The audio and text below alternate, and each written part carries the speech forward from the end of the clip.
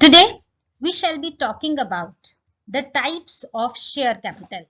The list goes as nominal, also called registered or authorized share capital, subscribed capital, paid up capital, issued capital, called up capital, and also there is reserve capital. We shall be taking them one by one in detail. So first of all, a little introduction. See, no trading concern can run without a capital.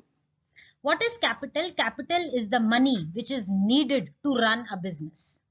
Whatever entity, business organization you talk about, be it sole proprietorship or partnership or even a company, you cannot function without money. That money is called a capital. Now, when we talk about the joint stock companies, the capital of that company is called the share capital, because the whole money, this will be subscribed in the form of shares. The capital is divided into different units with different value, which is called a share. A share is a share in the share capital of a company. When you divide the whole capital into different sub-units and you pick one unit, it is called a share. So, the capital is the money with which the company will run the business. This is clear? Now, every share will have a nominal value, which is also called its face value. It can be as low as rupee 1 or 2, or it can be 5, 10 or any amount. There is no fixed limit for that. Now, today the topic is restricted to the divisions of share capital. The thing is that where will you get this money from to run your business? Where will this capital come from? It will come from the public. The public will subscribe to your shares, and this is how you will collect the money to run your joint stock company. In return, what are you going to give to the people? You are going to give them the shares. They will have a share in your capital. The companies will get the money from these shares. Little by little, everybody will purchase the shares, and so it sums up to be a huge amount. The big, vast, huge empires of Ambanis and Tatas, they were not having this much share capital the day they started. They started with very small amount. Eventually, they grew up. They did not have this money when they started their venture. Okay. Today, they have massive wealth. They have massive shares. So, this comes dhire dhire. You keep on subscribing. People keep on trusting. And this is how you build up your reputation and goodwill. And so, your shares also start being subscribed. Now, when the promoters of the company, when they decide that we have to open a new company, they go to the registrar of the companies to get it registered under the Companies Act 2013.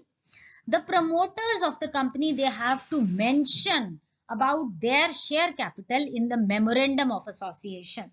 We have already discussed that there are three main documents of a company: articles of association, memorandum of association, and the prospectus. So in the memorandum of association, the promoters will clearly mention about their capital of the company. Now, in the list which we will start, the first name is authorized share capital, also called nominal and registered capital. Now, what is the meaning of this capital? The capital which is authorized by the memorandum of association of the company to be the maximum amount of share capital of a company. In simple terms, the promoters will say in the memorandum of association that 1 crore will be our authorized capital. This means that at the most they can issue shares up to the value of 1 crore. Whatsoever happens, these promoters, they cannot issue more than 1 crore capital. So whatever limit is fixed in the memorandum of association about authorized capital, that is final and done. Authorized capital is the maximum amount which the company is authorized to raise by way of public subscription. Whatever is mentioned there, the maximum amount will be decided in advance. It will be decided by the promoters, keeping in view their future prospects, their present business, everything. That maximum limit will be fixed of the authorized share capital. and beyond that you cannot raise more shares. The company is authorized to raise by way of public subscription. This is the maximum amount. What is it called? It is called the authorized share capital. Company has the authority to issue this much capital. Which capital? Authorized capital. This term will be fixed at the time of registration. Whatever will be fixed will be done and sorted. No legal limit on the extent of amount of this share capital. Now the question arises, how much can it be? It can be any amount. Any amount you think it should be our limit, you can decide. The promoters can decide. It is not a problem. But whatever is decided, that is final. Now, the maximum capital a company can issue. If you get in your question of MCQ as well, what is the maximum capital a company can issue? The answer is authorized share capital. For example, if a child is given a pocket money of 1000 rupees, what he can do? He can at the most spend 1000 rupees, not beyond 1000, because he does not have more than 1000 rupees. So similarly, our authorized share capital fixes the last extent of shares which the company can issue by way of public subscription. For example, a company is registered with an authorized share capital of 10 lakh. It can decide at the time of registration that this 10 lakh, it will be divided into 75,000 equity shares of 10 each, or 2500 preference shares of 100 each. So this sums up to be 10 lakh. It can also raise this 10 lakh by way of 1,50,000 equity shares of rupees 5 each and 5,000 shares of rupees 50 each. Not a problem. You can divide it into equity and preference shares as per your choice.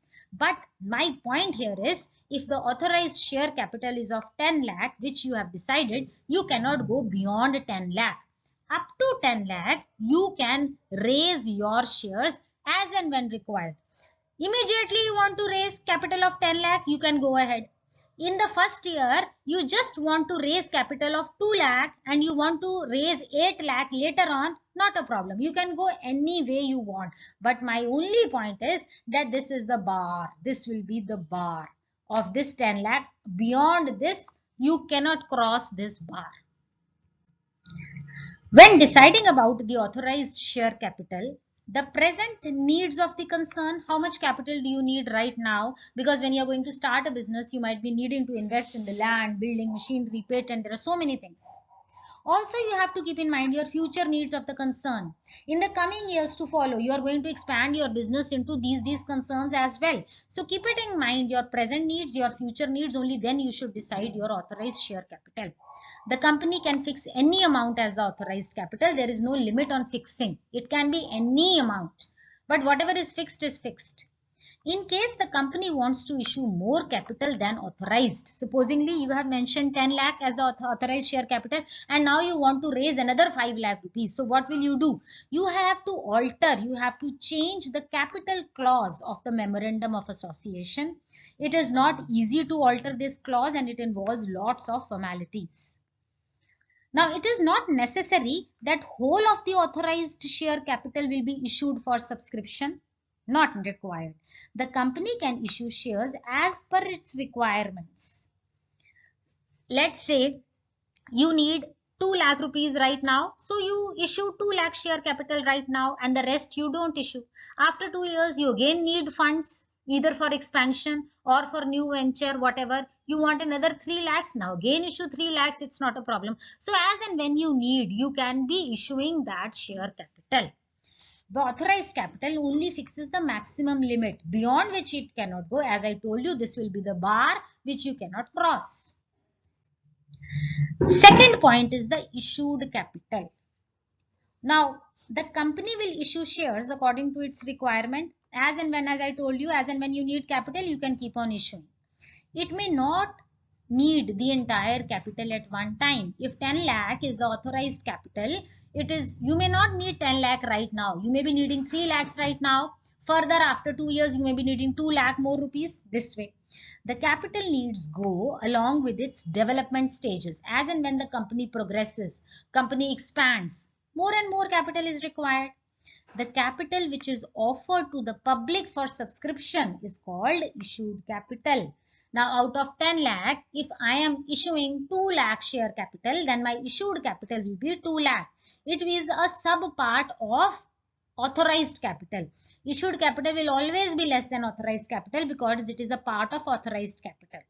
Such capital, I mean to say the issued capital, is the company will be issuing from time to time for subscription.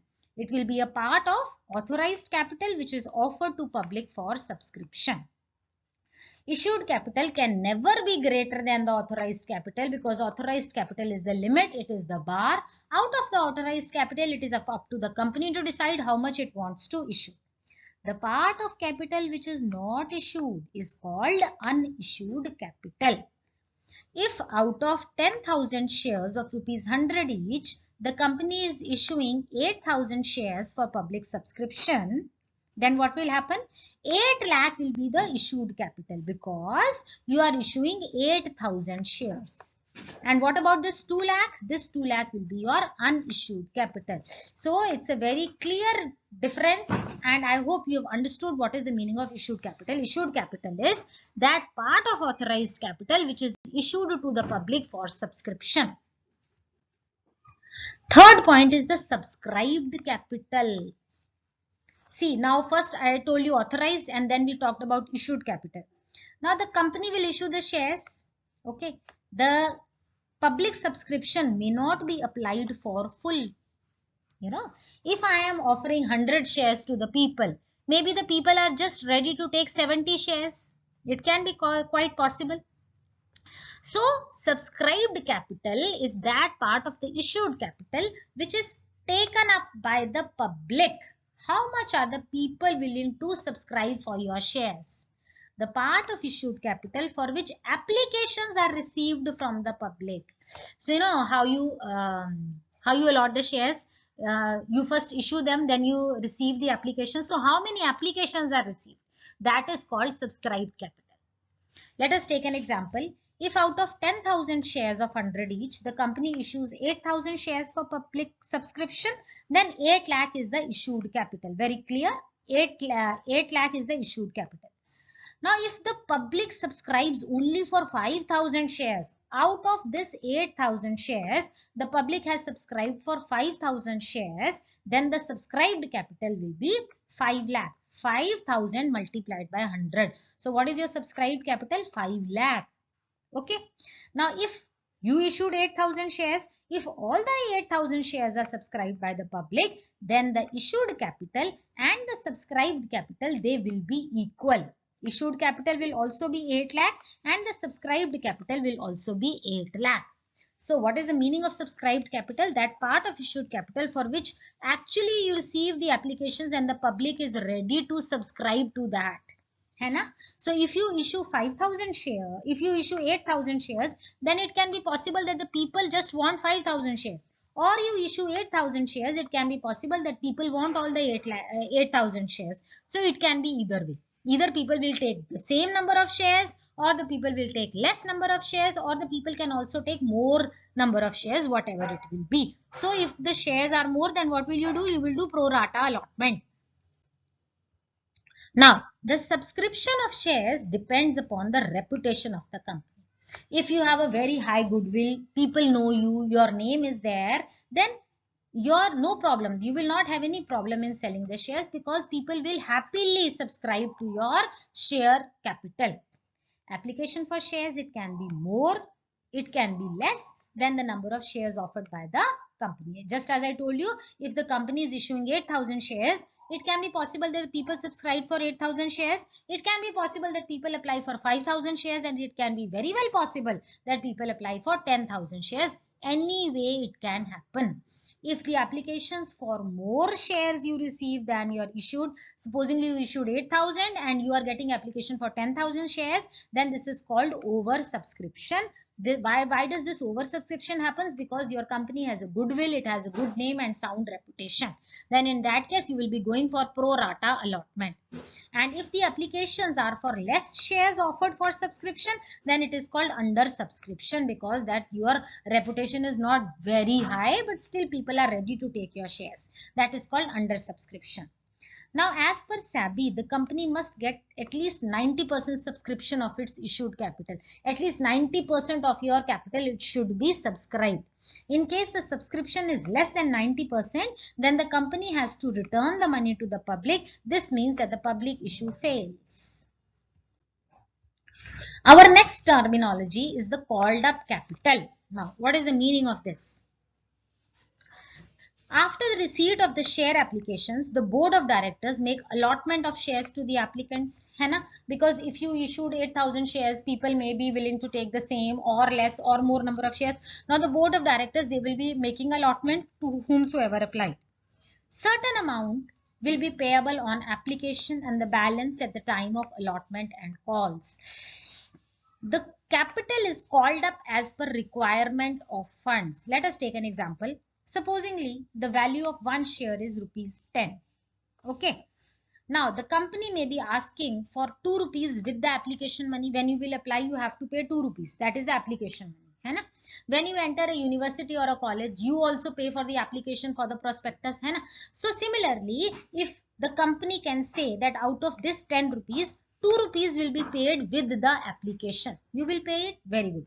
After this allotment process will go on, and when the shares will be allotted, the company will call 3 more rupees. So out of 10, 2 rupees already paid, and now 3 rupees you will pay for the allotment. Then after some days, the company still may need more money. So what will the company do? Company will say, please pay us rupees 3 as the first call. Then you will pay 3 rupees for the first call. And then comes the final call. Then the company will ask 2 more rupees. And this is how your 10 rupees share is divided into application money, allotment money, first call and the second call. So now coming to the main motive, what is the called up capital? The capital which is called up by the company is called the called up capital. It can be application and allotment. It can be application, allotment and first call. It can be application, allotment, first call and the second call. So it will be keeping on extending this limit whenever the company needs money. It is not necessary that if the share is of 10 rupees, you will have to pay 10 rupees immediately. No. You will be asked to pay as and when the company needs money. So what did I say? The capital is called up as per the requirement of the funds. Amount on the shares which is actually demanded by the company to be paid is called the called up capital. So the company will issue a statement that now I need money for the first call. Please pay me 3 rupees. You will pay 3 rupees. Then again the company will be needing money for the final call. It will again ask the shareholders to pay 2 rupees each. So they will pay.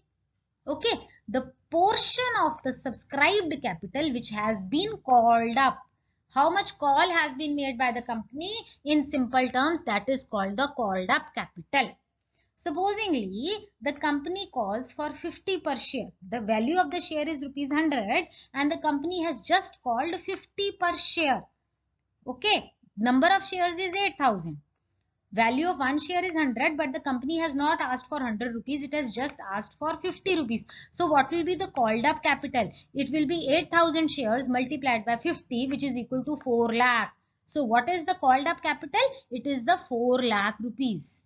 The part of the capital which has not been called up, this is called uncalled capital. So in this case, out of 8 lakh, 4 lakh has been called and the remaining 4 lakh, it will be called, what is it called? It is called uncalled capital. As and when the company needs funds, it will be calling for this uncalled capital. Next is the paid up capital. What is the meaning of paid up capital? See, first I'll take an example and then we'll move to the theory. The company asked to pay 4 lakh rupees, supposingly. Okay. And people just paid 3,75,000 rupees. They were supposed to pay 4 lakh rupees. 4 lakh is the called up capital. But how much did they actually pay? They have paid 3,75,000. So the paid up capital will be 3,75,000 and the balance of 4 lakh minus 3,75,000, which is 25,000, it will be called call-in arrears. This means company has asked them to pay this, but they haven't yet paid. Now come to the theory. That part of the called up capital which is actually paid by the members, is called paid up capital. Paid by the members means actually received by the company. This will be called paid up capital. The shareholders, they are asked to pay the calls within a certain period. You will be given the notification that within so and so period, please pay up this money. In case the whole of called up money has been received from the shareholders, then the called up capital and the paid up capital will be the same. Very simple. If the company is asking you to pay rupees 50 per share and everybody has paid 50 per share, then the called up capital and the paid up capital will be the same. There may be some defaulters. Some people, they may not be able to pay. There may be some defaulters and the money has not been received. That will be called calls in arrear, because the balance which you have still to pay to the company is called called in arrears. So what is paid up capital? That is the money which the company has actually received and the people have actually paid, is called the paid up capital. Next is the reserve capital. What is this? A limited company may earmark or keep it aside a part of uncalled capital as reserve capital. Reserve capital is called only in the case of winding up of the company. So it can be possible that in the beginning only the company says that 2 rupee per share I am not going to call from the shareholders. This 2 rupees I will keep it for the safety, that if at all the need arises, only then I will call this money of 2 rupees. The final call I am not going to call. I will call only in the case of winding up of the company. This is done in order to create confidence in the minds of the creditors. This capital is reserved by passing a special resolution by the shareholders. This capital is used to pay the creditors and outside liabilities at the time of liquidation.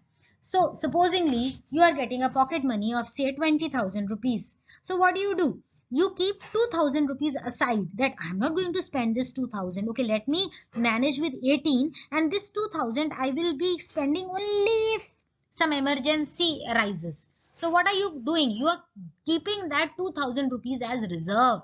Similarly, the company also keeps its reserve, that this money, this capital I will be calling up only in the case of liquidation. And if that company does not go for liquidation, then this money is never called up.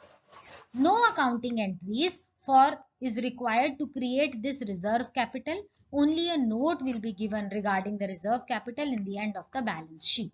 So reserve capital is that portion of the capital which is kept as a reserve for the companies to meet the liquidation or winding up stage, and if that stage does not come, then this capital is never called and it is just kept aside as a reserve. So here we come to the end of the article. I hope I have made the things very clear to you. In case you have any doubts, feel free to ask me in the comment section. You want to give me a suggestion, you are more than welcome. Please write in the comment section. Like and subscribe to my channel. Thank you for watching. Stay safe, stay blessed.